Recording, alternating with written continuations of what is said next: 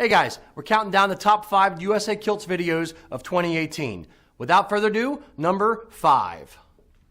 Kilt backwards. There's several. Celebrities tend to do it poorly as well. Kilt on backwards is probably the most egregious.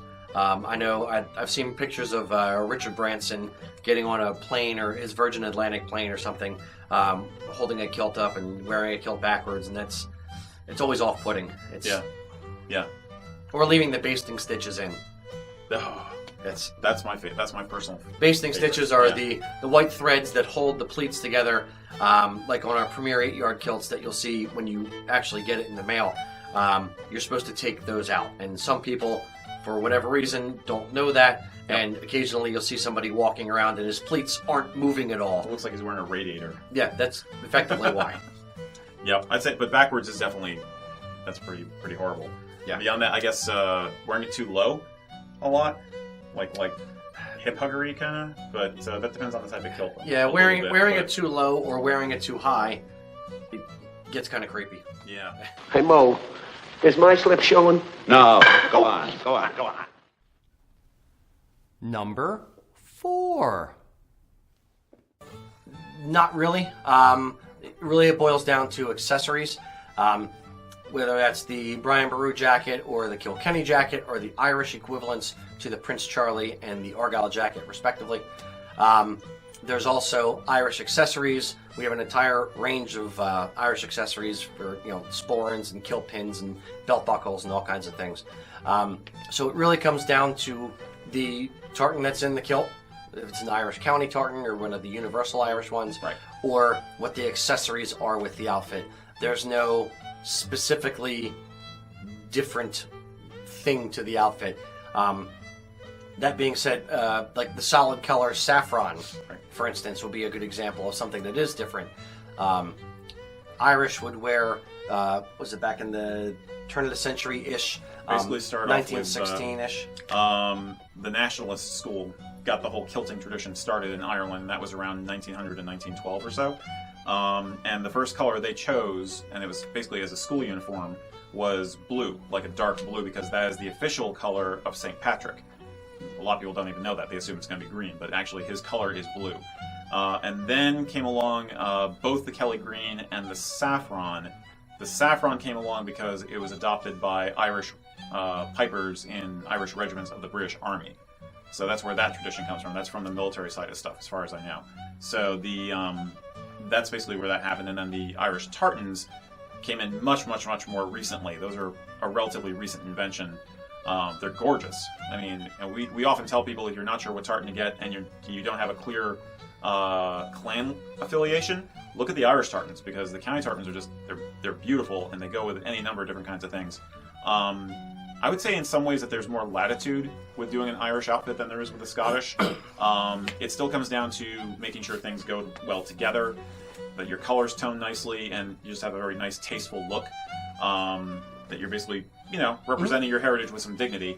But it's not nearly as hidebound by some of the conventions that Scottish kilting is. That's the only, when the rubber hits the road, that's the real difference, basically. Does that make sense? Yep. Yeah, I think so.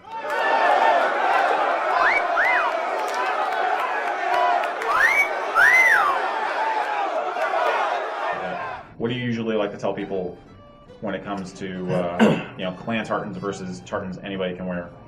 There's different mentalities about it. There's different thought processes. Some people will not wear a kilt that they must wear their clan tartan, only their clan tartan, that is it. Other people will say, no, I will wear any tartan I damn well please. Some people will kind of say, well, I'd prefer not to wear clan tartans, I'll just wear district tartans. There's no legal right or wrong answer. There are traditions, there are not necessarily laws that you must follow. So if there is a particular tartan that you like, what I would say is, if it's a clan tartan, A, wear it respectfully, B, know something about the clan, or at least know what tartan you are wearing, right. Because ultimately you have to be comfortable, because when you're wearing a kilt, one of the 2 questions you're going to get, aside from what are you wearing under your kilt, is, oh, what tartan is that, or is that your clan tartan? So you're going to have an answer for that question. So if the answer is, it's pretty and I like it, it's an answer. Is that an answer you want to give? Or do you want to say, no, this is the Clan Scott tartan, my great-grandfather was a Clan Scott, or I just happen to like the Clan Scotts and are friends with many people who are in Clan Scott. That's an acceptable answer as well. Really, it's up to you how comfortable or not comfortable you are with wearing a tartan that's affiliated with a particular name. Mm-hmm. The only tartans that I would say that kind of fall outside the bounds of good taste for me personally would be tartans that belong to specific groups. For example, the Masons. If you're not a Mason, I wouldn't suggest you wear the Masonic tartan. Right. Or if you're not in the military or have a close family member who served in the military, I wouldn't wear a branch of military service tartan. Right. Those things kind of go to a taste issue more than anything else. Now, the number 2 video is Lucas! Dot and Tom both happen to ask, is it bad form to wear something under your kilt? What do you wear under your kilt is basically it's personal preference and common sense. If you're going to be at grandmom's house and she has a low couch, you don't want to be flashing grandma the twig and berries, so wear some underwear. Respect your family. Don't want to burn out grandma's eye sockets. If you're going to be up on a ladder, wear some underwear. That being said, it's really just personal preference. If you're going to be around kids, that kind of thing, yeah, wear underwear. If you don't want to get your kilt dirty, frankly speaking, and this is kind of, from a hygienic standpoint, your body, emits sweat, oils, that kind of stuff. And if you don't wear anything underneath your kilt, you're going to have to wash it more often and you're going to have to dry clean it more often. So if you want the life of your kilt to be extended, I'd say, yeah, probably wear underwear. If you're going to wear a kilt for fun and going out and being rowdy and down the pub and woo, then don't. Yeah, it's up to you. Whatever. Or I honestly, for me, it really is seasonal. I will say wool kilts will stand up to things like body oils better anyway. Their natural wool is a very tough fabric, and it doesn't retain odors. If you've only ever worn cheap acrylic kilts, again, you may notice that you have a stinky kilt at the end of the day if it's acrylic. If it's wool, it's probably not going to be. And if it's an extreme day, like Celtic Classic in the sun all day, maybe. But I'd also say that it's from the kilt maker's perspective. When we deal with wool cloth, it also depends on the dyes that they use in the colors in the wool. When we, for instance, if we're doing a muted tartan like this one, where there's a real yellow, they use a sulfur kind of dye to get the green color and more yellows, it does stink a little bit more. It's not you, it's the wool. And if you're out in the sun all day, the kilt will smell a little bit more because it's your body heat and the heat of the sun and all that kind of stuff is actually bringing that out in the fabric, and it's not necessarily the person, it's the material. Wow. Okay. So we can, when we're ironing in the pleats in the kilt, some of them, fresh, brand new tartan from the mill will smell more sulfuric than others based on the actual dyes. Yeah. I would also, and all those issues aside, I personally take it as a context thing. If it's summer, I may go regimental because I want to be cool and comfortable, especially if I'm like hiking or something. The ventilation is nice. Maybe a little anti-chafe is a good idea. If it's January, I'm going to throw on some bike shorts or some cut-off long johns or something like that because it gets pretty cold around here. So do what's going to make you most comfortable.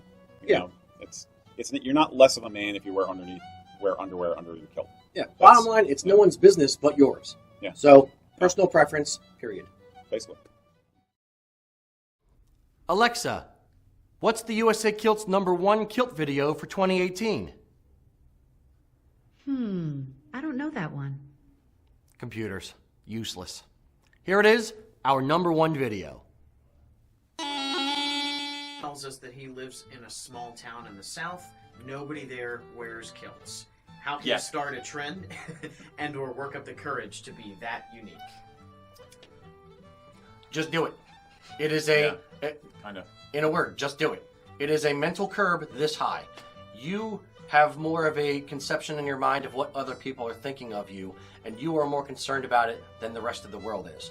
I understand coming from a small town. I understand not necessarily wanting to be the weird guy in the kilt, but just do it. Once you start going out there, you're going to be shocked the positive reinforcement you're going to get from people all around the community. You're going to get the errant comment from a truckload of teenage kids. Hey, nice skirt, buddy. So what? They're screaming past you at 70 miles an hour. Who cares? They might hit a tree. It's the point is, just be yourself. If you want to wear a kilt, just go out and wear a kilt, and consequences be damned. That's how I started. I didn't care what other people thought. The first time I wore it to a gym on a bet, and I made my huge strapping, big gym rat buddy friend go with me, and the only comments I got were positive ones. So, and for months after that, he would actually get questions from everybody else in the gym. Hey, where's your buddy in the kilt? Why isn't your buddy in the kilt here with you? And that kind of thing. So it's really just in your own head. Once you go out and just do it, you're going to find out that 99% of the people think it's awesome. A lot more people are going to come up to you and want to talk to you about their trip to Ireland in 1972 and how it was the best time of their life and kilts are awesome. But don't worry about it. Just do it. And once you do it, you're going to look back and think to yourself after your 5th, 6th, 7th time that you've worn it out in public, what was I so concerned about? Yeah, it's some guys are worried like, oh, I'm going to be going out in a skirt, but what you're actually talking about is a traditional form of national garb, and these days people recognize that. It's not like you're going out there, if you're going out in a utility kilt or some kind of like mug, what is it, male unbifurcated garment. Yep. Then you're more likely to get some interesting looks. But you're going out there in a tartan kilt with a sporran and a kilt belt, that kind of stuff. You look Scottish, and people recognize that, and it's going to be oh, that dude's Scottish. I get more questions about, are you a bagpiper? Is there a parade? That kind of thing. Then why are you wearing that? And the funny thing is, over time, your brain will change. Where when I first started wearing kilts, I was kind of the same way, and I was nervous going out doing it. Then I started to like the attention that I was getting when I was going out wearing a kilt. Yeah. So you're just kind of the happy guy in the kilt.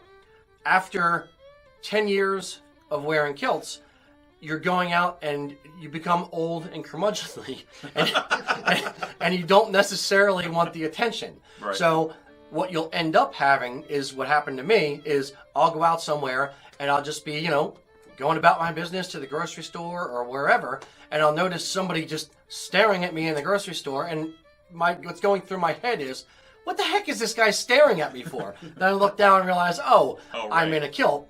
Forgot about that. Mm-hmm. So mentally, you will make a shift at some point. Mm-hmm.